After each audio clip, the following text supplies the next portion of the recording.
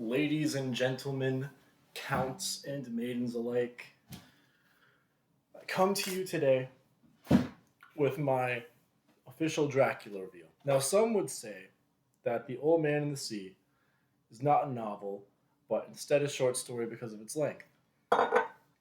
If that is so the case, then this makes my actual first novel classic literature book review. And I feel that deserves a little something special. And I have not eaten dinner yet. So what I have for you guys today is a special sandwich of my creation to be in theme with everything that we are to be talking about today. Excuse me.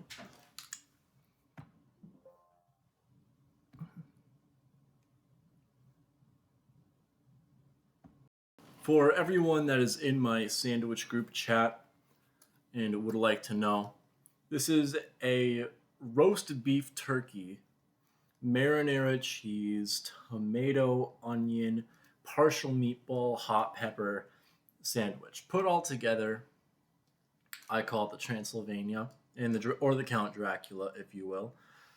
And I fear this is a sandwich so strong, by eating it, I may just summon the Count himself. So, with the help of drenching this thing in roasted garlic aioli, I hope I can really fend that off here.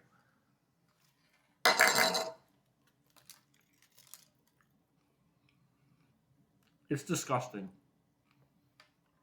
I must first tell you what the Book of Dracula really is, which sort of somewhat surprised me. The Book of Dracula is what's commonly known as an epistolary, meaning that is it a collection of formal documents, diary entries, and a bunch of other hoo-ha that makes it what it is. That being the case, this means that the Book of Dracula is technically referenced within its own story, making this somewhat of a metatextual piece.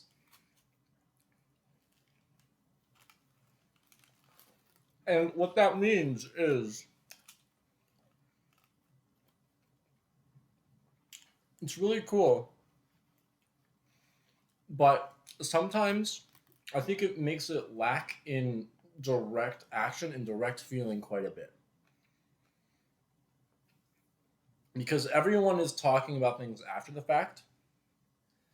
And when it comes to such things like the final chapter, you know and understand that this person survives this encounter because now they are writing about it because they've lived to write about it. So I think you'll lose some stuff there, especially when you're trying to be a horror story and being all scary. Like, I think you lose some of that. All right.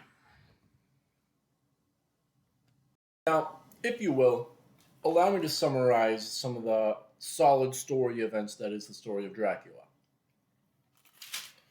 I think for this one, though, I might have to crack open a cold one. So, in the story of Dracula, we start off with Jonathan Harker trying to meet the Count himself, so the Count can purchase a plot of land and building in London. Now, okay, I thought I heard someone. Now, why does Dracula want to do this?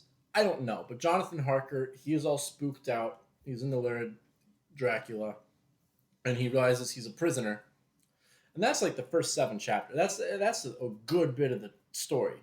The story is 27 chapters. This was the first 7, I believe. And then we instantly cut from this awesome Dracula stuff, I'm a prisoner in Dracula's lair type shit.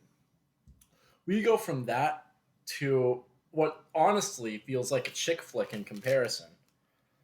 I was not into this whole switch up to Mina Harker, his wife, that's still in London, and her friend Lucy Westenra, who at the beginning, I didn't like her at all. She was courting 3 dudes at the same time, being a bit of a hoe, let's say. Yeah. I'm not gonna cut that out of the video. She's kind of a hoe. It's weird to see that there's just a cowboy in Dracula. I wasn't expecting that. He's just like, I'm Arthur. I'm from Texas.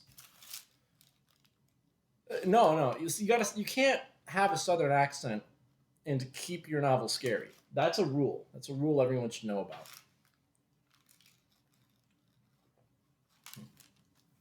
Uh, to keep it flowing here, to keep it flowing, basically, Dracula shows up in a ship at London. He killed everyone on the ship as it was coming over, and find the captain dead hanging off the wheel. Like he's just got like 50 boxes of dirt or something. That'll be important later. I don't fully remember how it was important. Then Dracula does some stuff around an insane asylum. The real part, I think, kicks in for the middle section with Lucy Westernrod, the friend of Jonathan Harker's wife, who's a prisoner at Transylvania. First of all, somehow Jonathan comes back. That was never explained to me. And Lucy becomes like a vampire slowly. She ends up killing a couple of kids, and they end up killing her in response. And boy, it's got old Arthur real upset. He did a whole blood transfusion and everything right before that, and he is peeved. He's like, "Get me, Dracula!" I can't even do this shit.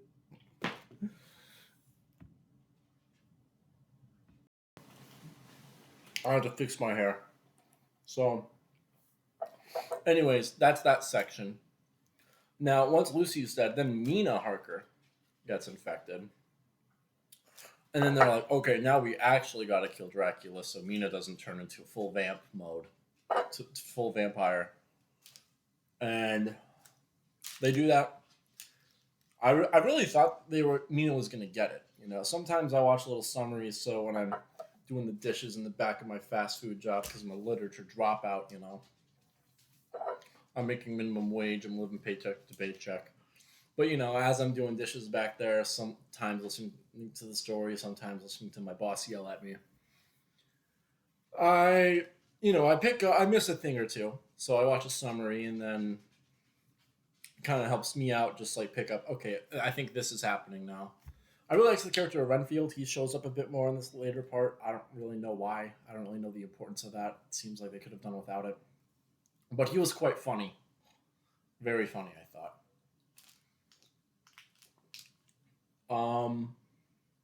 Yeah, and then it ends with them killing Dracula with piles of dirt or something. An advanced train schedule. And yeah, that's the story of Dracula. Now, last time I talked about some stories, I feel like I did a very bad job of completely explaining why these are so talked about, what makes them important, what are the metaphors. And I feel like that's what you guys are really missing out on my classic literature interpretation, as I did spend 3 years getting an English degree. Technically not a literature degree, it was an English degree. Well, it was an engineering degree because I wanted money. Then I switched to being a creative writing major.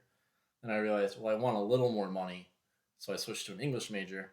And I just dropped out entirely and I'm trying to become an electrician right now. So that shows you that really things really do go full circle. Wanted to be an engineer, didn't want to be an engineer. Now I'm kind of back, but in a different way. Because I want to get paid while I do school, you know? Right? Hey, don't be a sucker. Anyways, what were we talking about? Metaphors. That's right. Some people, in particular, they have an interpretation of this story that everything is a grand metaphor for syphilis, you know? They think that vampirism itself within the story is a narrative parallel to getting sick. They think Bram Stoker himself was gay, and he was putting a lot of his anxiety around being gay at the time into the story. And I just gotta say, on a certain level, I agree about the syphilis stuff. You know, I speak with authority. The school I went to was Minnesota State Mankato. Now, if you don't know about that, that place is like basically the STD capital of the world or something stupid like that. So I was intimate with very, very beautiful woman during my freshman year. And, you know, I made the rounds. And I got to say, I'm very happy to stay clean except for my right tonsil infection. I don't know how that happened, and I'm not going to treat it because it's not causing me problems yet. But I made the works, and yeah, I did not get syphilis, so and nobody became a vampire. So I don't. I see the parallel, and it makes a lot of sense because Lucy died of it. Died of like syphilis or the vampire stuff, and she was courting three dudes while Harker, who was loyal, only committed to the one. A true, a true Victorian lady, some would say, that she remained clean, and didn't end up dying. So it's very much the case that is a syphilis parallel. But I disagree in the thought that Bram Stoker himself was a homosexual. Now, I don't speak with a lot of authority on homosexuals. I'm very far from that, actually. But the way he describes, say, the female figure at times, because some of the vampires do appear very seductive at times, that is a whole part also about why it's a whole syphilis metaphor, is that there's sexual like euphemisms and such in the story.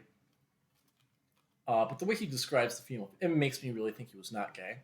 And considering the time period in which this was written in, they called everyone who wrote books gay. Every author was just like, well, he's not working a tough man's labor job, so yeah, it might be queer that one. It's what happens. It's what happens. The more I eat the sandwich, the better it's getting. I don't know if that's because I'm drinking or not, but it's tasting better. With all these classic stories, the prose in it is extremely well done. I mean, there's no arguing that. Everyone does speak in a cadence that is extremely professional and very high bar, and that is something that is very well done in this book. I feel as though my vocabulary and the manner of speaking itself in this review is somewhat reflective of the book itself. You know, I thought for a while in the book, I thought this twist would happen, but it didn't. I thought Dr. Van Helsing was going to turn out to be the Count itself. I don't know why. Maybe it was because the audiobook I listened to, they had very similar accents. Because in lore, he is from Transylvania as Dracula is. He's just not a vampire. But I thought they might do that twist because he also comes in right after Dracula would have come in on the ship. Maybe it would have been better if they did that. It also wouldn't really make sense though because he takes a lot of defensive measures against Dracula, like garlic and such. Which apparently, everything we think we know about Dracula right now, it was just made up by Bram Stoker. There's a whole 2-hour videos. I don't know if I'm going to link it in the description or not, about what vampires were like before Bram Stoker. And like they're just like kind of bat-like, human-like creatures that like just murder and eat people. Like pretty standard cryptid stuff, I guess, but like all the other stuff, like yeah, it's kind of just made up by him. Oh, come on, turn on. As always, I don't know, just these classic books are very good. My rating to Dracula makes me want to kind of rethink some of the other stuff because those were just kind of short stories. I reviewed Peter Rabbit on here. And I'm willing to review more kids' books. Llama Llama Red Pajama is a lyrical and spiritual masterpiece in every sense of the word.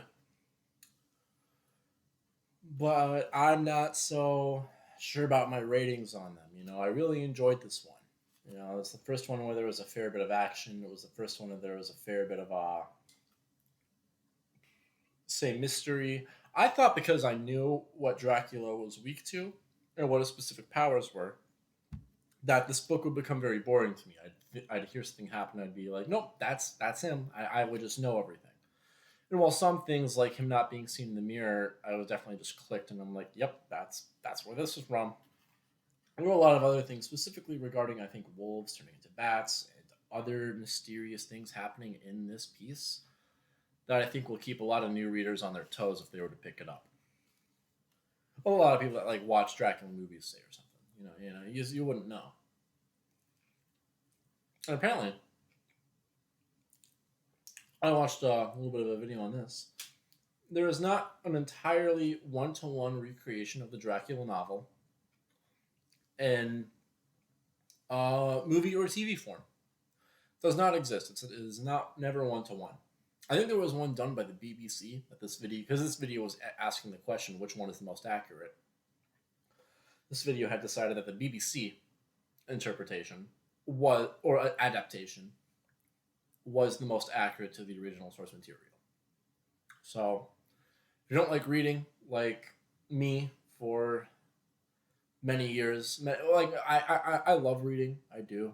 I know I said something in my previous video that went against that, saying I'd never read because I'm not a nerd. Which is kind of true. I listen to all these at work. I've explained that, I think, a couple times now. But I'm willing to read some of these shorter ones. Yeah, I think I'm going to rate Dracula a pretty solid. It's a good read. I think the style and some of the prose, not some of the prose, just the style and some of the journal entries. It was hard to know whose journal I was listening to when I was listening to people talk to each other. And I think it's a bit insane that they're able to just recall everything said, everything done. Like, its form is an epistolary, but it doesn't entirely read like one at times. And I think that almost bugs me a little bit, because it would be even cooler in my mind at certain times if it was.